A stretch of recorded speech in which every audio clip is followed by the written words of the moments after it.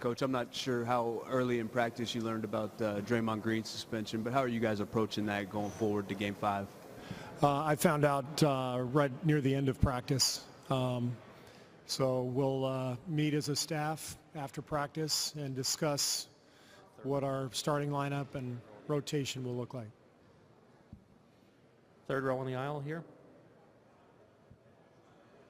Coach, Davide Chinellato, NBA Italy. How did you break the news to Draymond about his suspension? Can you guys hear me? Bob Myers called me after practice had started, and he told me, and so I pulled Draymond aside late in practice and told him, and then we told the team. Was he upset or? Oh, he's disappointed. Tim, right here in the front, in the first row. Steve, how disappointed are you in this result? Were you expecting this to come out otherwise? I had no idea what to expect, and it's irrelevant anyway. Whatever any of us feel, it's we accept the ruling and we move on to Game 5. How about the time? Would you have liked to have heard back row the news before practice started, or earlier today, or even last night? Sure, but it didn't happen. So whatever, again, it's just. They made their decision, and we've got to get ready for Game 5, and that's what we'll do today. Follow up. I know you're not going to say who. You probably don't know who you're going to start, but in the past you have tended to stay smaller with this. Would that generally be maybe where you're going? Brandon Rush, a possibility for this start? Well, one thing to know is that Draymond has to be on the active list for tomorrow. So we can't put him on the inactive list. So we're going to have to take one of our available players and make him inactive. And so that will be the biggest discussion, because we use everybody. We've used every single guy during the playoffs. They've all been important. And that's going to be a really difficult decision, who is inactive. Then as far as the game itself, we're going to play a lot of people, and we'll give a lot of different looks, and we'll compete like crazy, and I think we'll give ourselves a great chance to win. Back row. Steve, Raz Goldonwade, CSN Bay Area. Continuing on that thread, I know it's next man up, but what is the trickle-down effect with Draymond out as far as tasks on the court, especially in that small ball unit, if you continue to stay that way? Well, he brings a lot to the table, defensive versatility, rebounding, ball handling and passing, and so we've got to figure out a way to still be effective at both ends without him. So we do have, as I mentioned, a lot of players who have helped us all year long, big and small and in between. So probably a lot of different people will get a chance tomorrow. Over here on the right side. ESPN Brasil, Eduardo Agra. Barbosa didn't play last game. With Draymond out, of course you're going to rotate taller players on his position. That can be more minutes for Barbosa?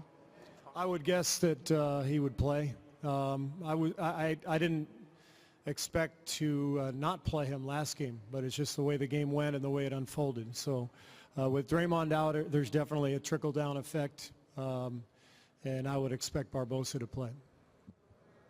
John here in the second row on the right. Coach, John Schumann, NBA.com. In maybe last year, the obvious answer would be this affects you more defensively than offensively.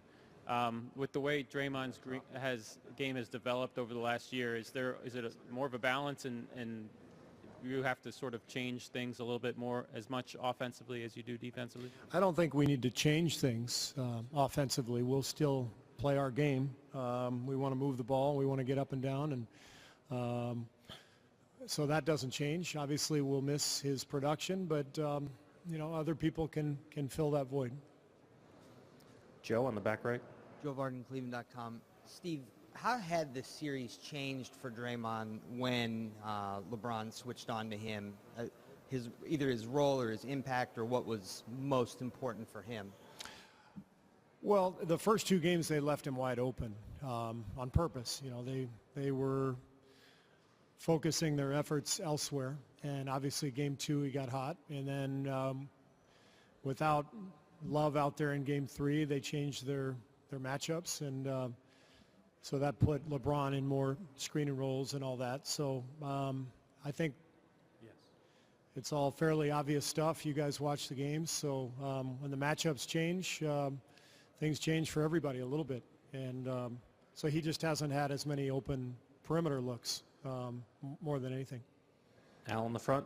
Al Sarasovic, San Francisco Chronicle. I have a general question and a specific. Generally, do you think it was a fair decision today from the NBA? Specifically, it seems like you'll lose the ability, some post defense with Draymond in a smaller lineup. Can you assess Michael McAdoo's abilities on post defense? First part of the question, it's irrelevant what any of us think. We just have to accept the decision and move on, so I'm not going to comment on that. And secondly, I thought McAdoo played really well during his 7 or 8 minutes the other night. And I would expect him to play some tomorrow as well. Like I said, you'll probably see everybody on the roster tomorrow. But that's all right. We like playing that way. We believe in our guys, and I think every one of them can contribute. Second row. Lisbeth Su from Tencent. Coach, during the playoffs, you used to mention Draymond to watch out his words and then also his action. Did you feel disappointed at him, especially the last game? What happened to the last game? That's just something that stays within the team. It's not anything I'm going to comment on. I'm disappointed for him that he can't play in a big game. But the ruling has been made, and we've got to move on. Next row back. Go ahead. Steve Bitker, KCBS. Steve, sports throughout history, there have been many stories of teams that have overcome the loss of a critical player in a critical game in the postseason. Just curious from your experience as a player or as a coach, if you can cite one particular example that has stayed with you. Not as a player or as a coach, but as a Laker fan growing up, Kareem did not play in Game 6 in 1980, and Magic had 42 points, 19 rebounds, and 15 assists. On the road, I might add. On the road. I may have gotten those numbers wrong, but if I got them right, I want a gold star. Pretty close. All right, thanks. In the center. Jeff Su from On Fire. Steve, when you told the teams that Draymond was down, so what's their response? Again, that's just kind of our internal business. So, we have all supported one another all season long. We have a deep team and guys who care for each other, and we're going to come out and play extremely hard tomorrow, and we're confident we can win.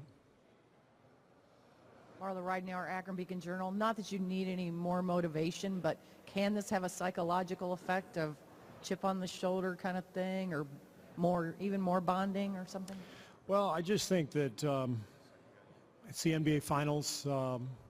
We're at home. We have a chance to close things out.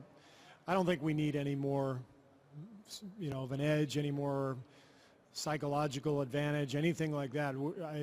The game gives us all the motivation we need, and the biggest thing for us is to just tweak things a little bit here and there to try to get the right rotations on the floor at the right time, and because of our versatility, I feel like we'll be able to do that. Steve in the back. Steve Eschmaner, NBA.com. Flip Saunders and a lot of people, I'm sure, have said that somebody's greatest strength can also be their greatest weakness. How much do you guys rely on Draymond's emotional approach to the game, and are you, do you accept the fact that it can be a liability? Yeah, we thrive off of Draymond's competitiveness and his edge, and it's been very important for us this year. And maybe that same quality has led him to this point, just his competitiveness and his passion, and that's all part of it. So again, we're not thinking in those terms. I know you guys have to write the story today that deals with all of that, but we have to go get ready to play, and that's our only focus. From just a sheer competition standpoint, how do you feel about the cumulative point system where behavior against one opponent can affect a series against another? I do think it's curious that somebody who gets knocked out in the first round and who's been on vacation for 7 weeks is under the same penalty system as somebody who's still playing in the finals now. I'm not sure why that is the case. It seems like a strange rule. It's not anything we're going to bring up with the league, or maybe it's something to talk about in the off season. It does seem a little strange. Any other questions? Thanks, Coach. Thank you.